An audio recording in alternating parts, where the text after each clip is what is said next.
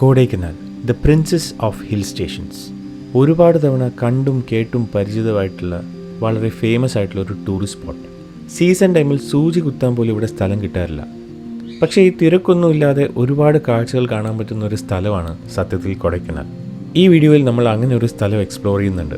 പിന്നെ കൊടൈക്കനാലിനടുത്ത് തന്നെ calm and quiet ആയിട്ട് താമസിക്കാൻ പറ്റുന്ന ബഡ്ജറ്റ് ഫ്രണ്ട്ലി ആയിട്ടുള്ളൊരു ബ്യൂട്ടിഫുൾ സ്റ്റേയും ഈ ഒരു വീഡിയോയിൽ ഞാൻ പരിചയപ്പെടുത്തുന്നുണ്ട്.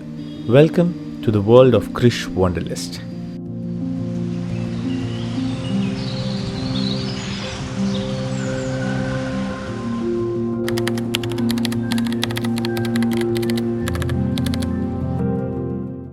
തമിഴ്നാട്ടിലെ പളനി ഹിൽസിൻ്റെ ഭാഗമായിട്ടുള്ള സീ ലെവലിൽ നിന്നും ഏകദേശം 2000 മീറ്റേഴ്സ് ഉയരത്തിൽ നിൽക്കുന്ന ഒരു ഹിൽ സ്റ്റേഷനാണ് കൊടൈക്കനാൽ. കൊടൈക്കനാലിനെ പറ്റി കേട്ടുകേൾവിയില്ലാത്ത ആൾക്കാർ അധികം ഉണ്ടാവും എന്നെനിക്ക് തോന്നുന്നില്ല. ഇത്രയും ഫേമസ് ആയതുകൊണ്ട് കൊടൈക്കനാൽ ഇപ്പോൾ ഒരു കൊമേഴ്ഷ്യലൈസ്ഡ് ആയിട്ടുള്ള ടൂറിസ്റ്റ് ഡെസ്റ്റിനേഷനാണ്. ഈ തിരക്കെല്ലാം ഒഴിവാക്കാനായിട്ട് നമ്മൾ ഇന്ന് വിസിറ്റ് ചെയ്യാൻ തീരുമാനിച്ചിരിക്കുന്ന സ്ഥലം കൊടൈക്കനാലിൽ നിന്നും 35 കിലോമീറ്റേഴ്സ് ദൂരത്തുള്ള കൂക്കലാണ്.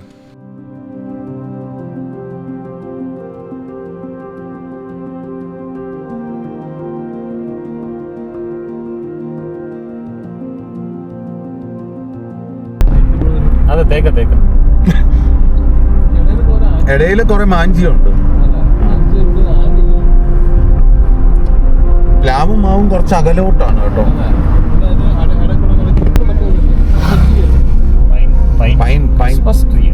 Christmas tree. പൈൻ എന്താന്നറിയില്ല, ക്രിസ്മസ് ട്രീ എന്താന്നറിയില്ല, മാത്രം അറിയാം.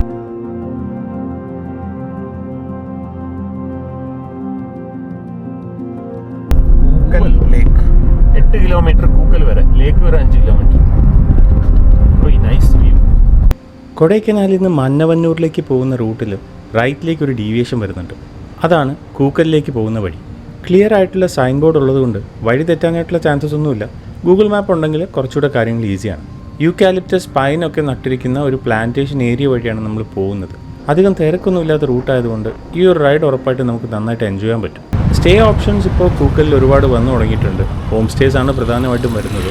ഡേ വിസിറ്റ് ആണെങ്കിലും കൂക്കൽ സ്യൂട്ടബിൾ ആയിട്ടുള്ളൊരു പ്ലേസ് ആണ്.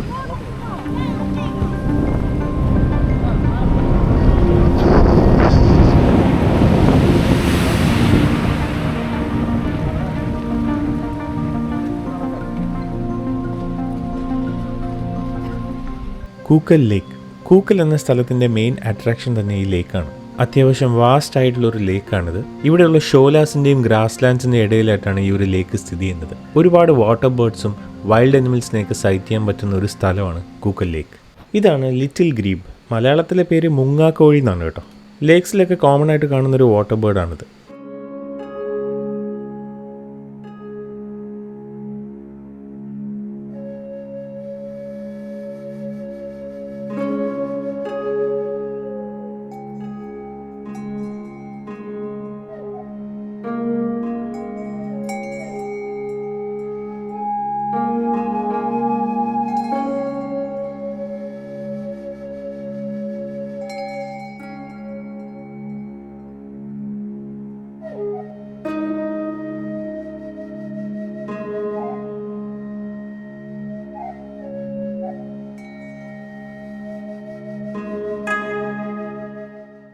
കൊടൈക്കനാലിലെ മെയിൻ ലേക്ക് പോലെ തിരക്കില്ലാത്തൊരു സ്ഥലമായതുകൊണ്ട് സോളിറ്റ്യൂഡ് ആഗ്രഹിക്കുന്ന ആൾക്കാർക്കും ഫോട്ടോഗ്രാഫേഴ്സിനൊക്കെ ഫേവറേറ്റിലായിട്ടുള്ളൊരു പ്ലേസാണ് ഈ കൂക്കൽ ലേക്ക്.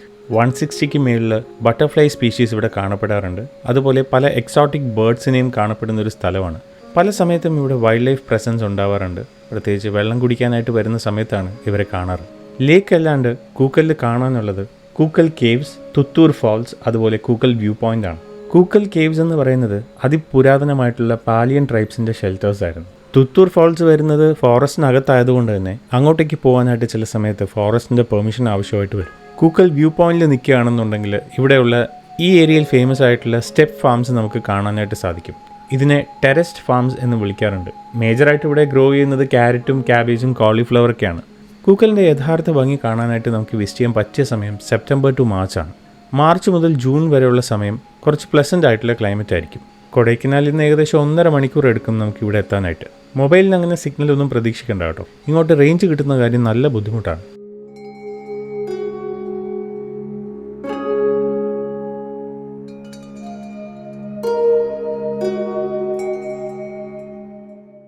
ഈ നീന്തി കളിക്കുന്ന ആളുടെ പേര് പട്ടക്കോഴി എന്നാണ് മലയാളത്തിൽ. ഇംഗ്ലീഷിൽ കോമൺ മൂർഹൻ എന്ന് വിളിക്കും.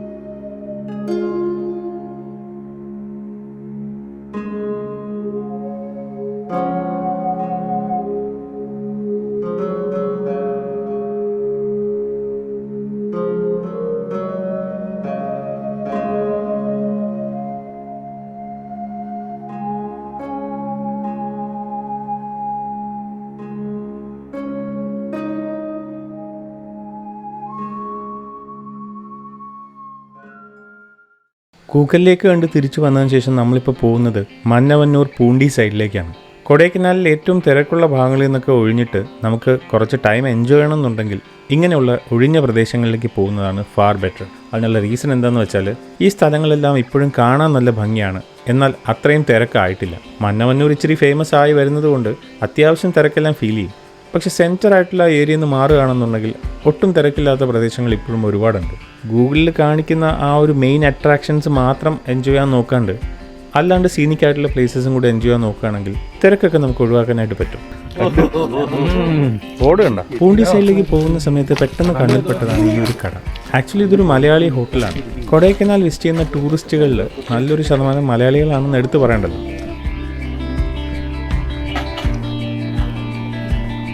നാട്ടിലൊക്കെ അലഞ്ഞു തിരിഞ്ഞ് നടക്കുന്ന പശുക്കളെയാണല്ലോ നമ്മൾ കാണാറ്.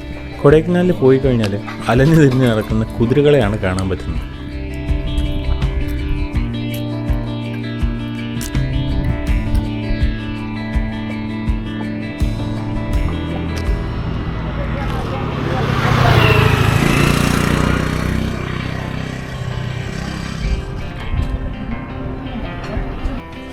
ഇവിടെ ഇരിക്കാം.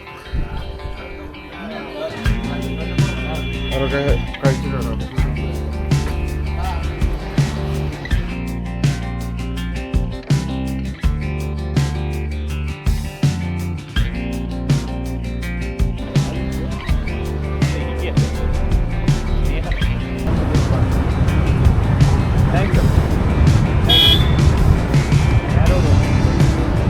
വീക്കെൻഡ്സിൽ വന്നു കഴിഞ്ഞാൽ മന്നവന്നൂരത്തെ ഇപ്പോഴത്തെ സ്ഥിതി ഇതാണ്. അതുകൊണ്ട് ഇങ്ങോട്ടേക്ക് അധികം വീക്കെൻഡ്സിൽ വരാതിരിക്കാൻ ശ്രമിക്കുക. വളരെ നാരോ ആയിട്ടുള്ള റോഡായതുകൊണ്ടും അധികം സ്പേസ് ഒന്നും ഇല്ലാത്തത് കൊണ്ടും പെട്ടെന്ന് ട്രാഫിക് ബ്ലോക്ക് ആവാൻ ചാൻസസ് ഉണ്ട്.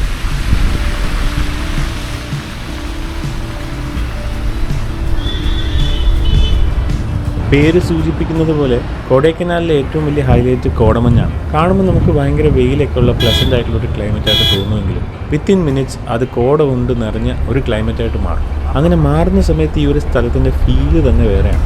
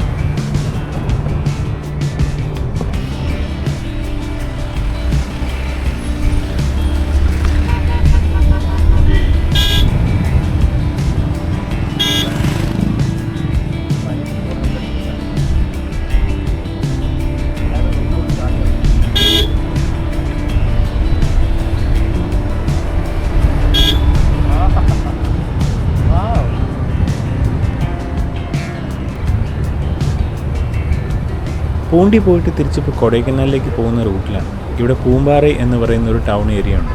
അവിടെ നിന്ന് കഴിഞ്ഞാൽ നല്ല സ്റ്റെപ്പ് ഫാംസിൻ്റെ കാഴ്ചയൊക്കെ കണ്ട് ചായയൊക്കെ കുടിച്ച് എൻജോയ് ചെയ്യാം.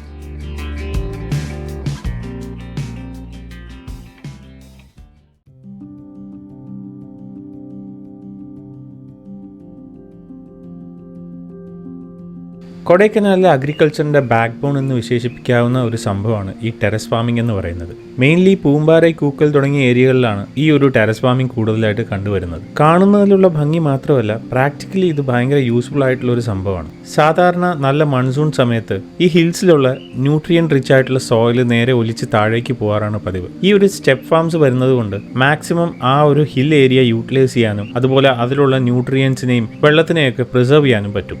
കൊടൈക്കനാൽ പോലെ ഹില്ലി ഏരിയാസ് കൂടുതലായിട്ടുള്ള സ്ഥലങ്ങളിൽ അഗ്രികൾച്ചറിനായിട്ട് സ്ഥലം കണ്ടെത്തുക ഭയങ്കര ബുദ്ധിമുട്ടാണ്. അങ്ങനെയുള്ള ഏരിയാസിൽ ഇങ്ങനെയുള്ള ടെറസ് ഫാംസ് ആണ് ഹെൽപ്പ് ചെയ്യുന്നത്. കൂളായിട്ടുള്ള ടെമ്പറേച്ചേഴ്സിൽ വളരുന്ന വിൻ്റർ വെജിറ്റബിൾസ് ആണ് ഇവിടെ കൂടുതലായിട്ടും കൃഷി ചെയ്യപ്പെടുന്നത്. Majorly garlic, carrot, cabbage, cauliflower, beans, potato ഇതൊക്കെയാണ് ചെയ്യുന്നത്. കാണുമ്പോൾ നല്ല ഭംഗിയൊക്കെ ആണെങ്കിലും ഇതിങ്ങനെ മെയിൻറ്റെയിൻ ചെയ്യുന്നത് നല്ല ബുദ്ധിമുട്ടുള്ള പണിയാണ്. ഇപ്പോഴത്തെ യങ്ങർ ജനറേഷൻസ് എല്ലാം ടൗണിലേക്ക് മൂവ് ചെയ്യുന്ന കാരണം ഈ ടെറസ് ഫാംസ് ഇപ്പോൾ മെയിൻറ്റെയിൻ ചെയ്യാനായിട്ട് വളരെയധികം ബുദ്ധിമുട്ട് അനുഭവപ്പെടുന്നുണ്ട്. ഈ ടെറസ് ഫാമിംഗ് നൂറ്റാണ്ടുകൾക്ക് മുമ്പേ തുടങ്ങിയ ഒരു സമ്പ്രദായമാണ് കേട്ടോ.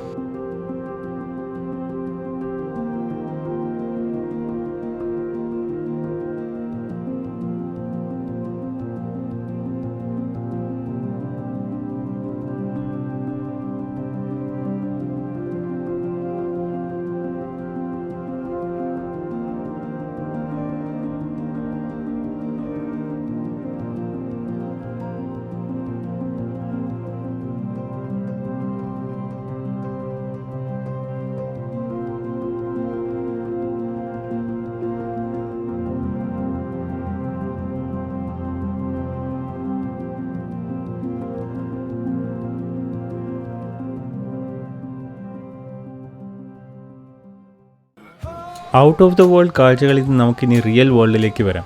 ബീയിങ് എ ടൂറിസ്റ്റ് പ്ലേസ്, കൊടൈക്കനാലിൽ ഫുഡിൻ്റെ ഓപ്ഷൻസ് ഒരുപാടുണ്ട്. നല്ല വെജിറ്റേറിയൻ റെസ്റ്റോറൻറ്റ്സ് നിന്ന് കഴിക്കുന്നതാണ് ഹെൽത്ത് വൈസ് നോക്കുകയാണെങ്കിൽ ഏറ്റവും ബെസ്റ്റ് ഓപ്ഷൻ.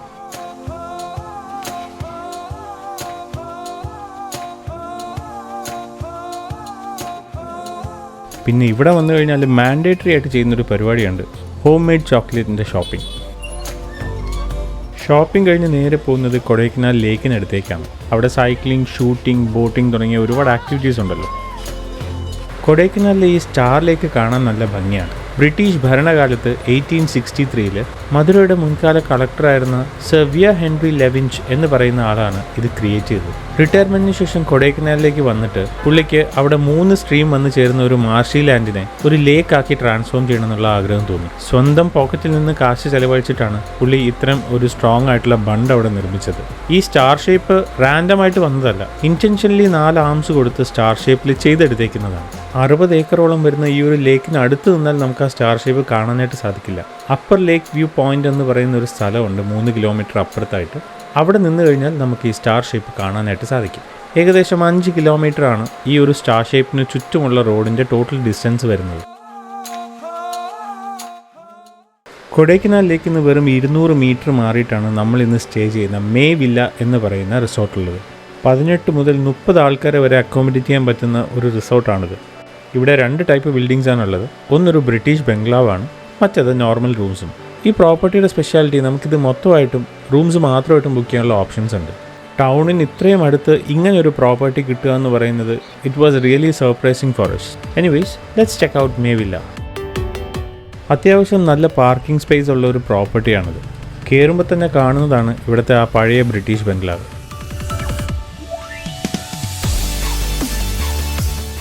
റൈറ്റ് സൈഡിലായിട്ട് മോഡേൺ ആയിട്ടൊരു ബിൽഡിംഗ് കാണാം. അതിനകത്താണ് കൂടുതൽ റൂംസ് വരുന്നത്. സീസൺ ടൈമിൽ ഈ ഒരു ഫുൾ പ്രോപ്പർട്ടി ബുക്ക് ചെയ്യാനായിട്ട് ഏകദേശം 40,000 റുപ്പീസാണ് ചാർജ് വരുന്നത്. ഓഫ് സീസൺ ആണെങ്കിൽ അത് 30,000 ആണ്, which seems to be a very good bargain actually. British bungalow മാത്രമായിട്ട് ബുക്ക് ചെയ്യാനും അല്ലെങ്കിൽ റൂംസ് മാത്രമായിട്ട് ബുക്ക് ചെയ്യാനൊക്കെയുള്ള ഓപ്ഷൻസ് ഉണ്ട്. ഡിസ്ക്രിപ്ഷനിൽ ഞാൻ ഇവരുടെ വെബ്സൈറ്റിൻ്റെ അഡ്രസ്സ് കൊടുത്തേക്കാം. അതിനകത്ത് റേറ്റിൻ്റെ ഡീറ്റെയിൽസ് എല്ലാം കിട്ടും. നേരിട്ട് വിളിച്ച് ചെക്ക് ചെയ്യണമെന്നുണ്ടെങ്കിൽ കോൺടാക്ട് നമ്പറും കൊടുത്തേക്കാം.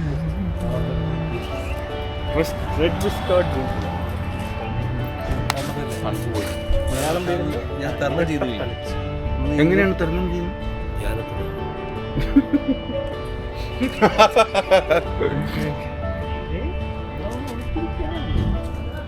ഒരു പ്രോപ്പർട്ടിക്കകത്ത് തന്നെ അത്യാവശ്യം വലിപ്പമുള്ളൊരു ലോൺ പ്ലസ് ഗാർഡൻ ഏരിയ ഉണ്ട്. അതിനകത്ത് കുട്ടികൾക്ക് കളിക്കാനുള്ള 1-2 ഐറ്റംസും അതുപോലെ ക്യാമ്പ് ഫയറിനുള്ള സെറ്റപ്പൊക്കെ ചെയ്തിട്ടുണ്ട്. മെയിൻ റോഡിനോട് ചേർന്നിട്ടാണ് ഈ ഒരു ലോൺ ഏരിയ വരുന്നത്.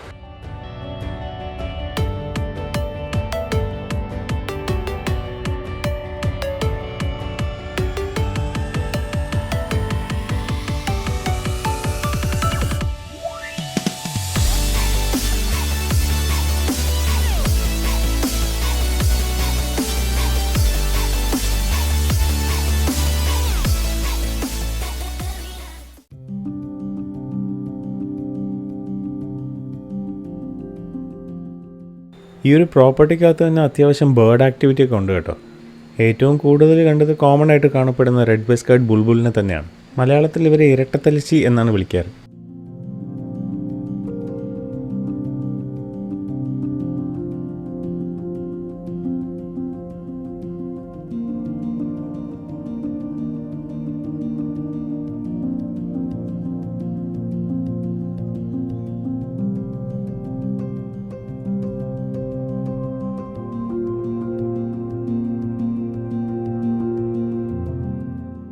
ഇതാണ് യൂറേഷ്യൻ ട്രീ സ്പാരോ. കോമൺ ആയിട്ട് കാണുന്ന ഇവരെ മലയാളത്തിൽ അങ്ങാടിക്കുരുവി എന്നാണ് വിളിക്കാറ്.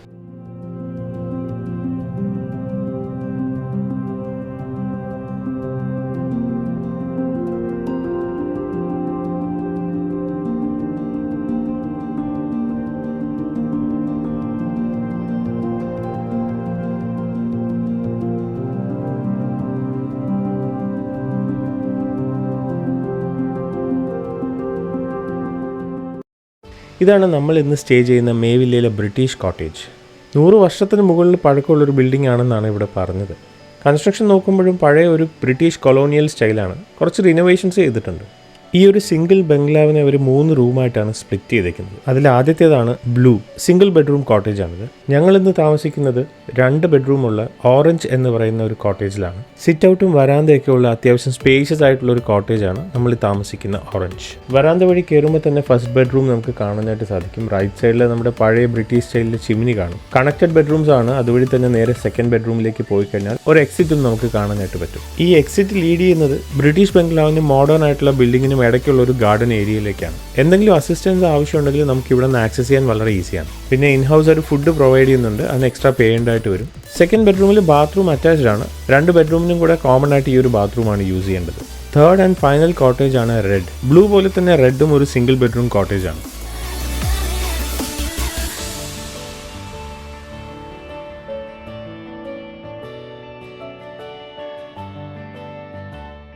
നൈറ്റ് ആക്ച്വലി ലൈറ്റും ക്യാമ്പ് ഫയറും ഒക്കെ ആയിട്ട് അത്യാവശ്യം നല്ലൊരു ആംബിയൻസ് തന്നെയാണ് ഇവിടെ. Hope you like this video. അങ്ങനെ ഇഷ്ടപ്പെട്ടിട്ടുണ്ടെങ്കിൽ ഡു ലൈക്ക് ആൻഡ് ഷെയർ. നിങ്ങൾക്ക് എന്തെങ്കിലും സജഷൻസോ ക്വസ്റ്റ്യൻസോ ഉണ്ടെങ്കിൽ അത് കമൻറ്റ് സെക്ഷനിൽ ഇട്ടാൽ മതി. I will reply. ട്രാവലും വൈൽഡ് ലൈഫുമായിട്ട് ബന്ധപ്പെട്ട് ഓൾറെഡി ഒരുപാട് വീഡിയോസ് ഞാൻ ഇട്ടിട്ടുണ്ട്. ഇനിയും ഒരുപാട് വീഡിയോസ് വരുന്നുണ്ട്. സോ സബ്സ്ക്രൈബ് ചെയ്ത് വെച്ചാൽ മിസ്സാവേണ്ട വീഡിയോസ് കാണാൻ പറ്റും. അപ്പോൾ ഈ വീഡിയോ അറിയാവുന്നവർക്കൊക്കെ ഷെയർ ചെയ്യാൻ മറക്കണ്ട. See you soon with the next one. Until then, adios amigos.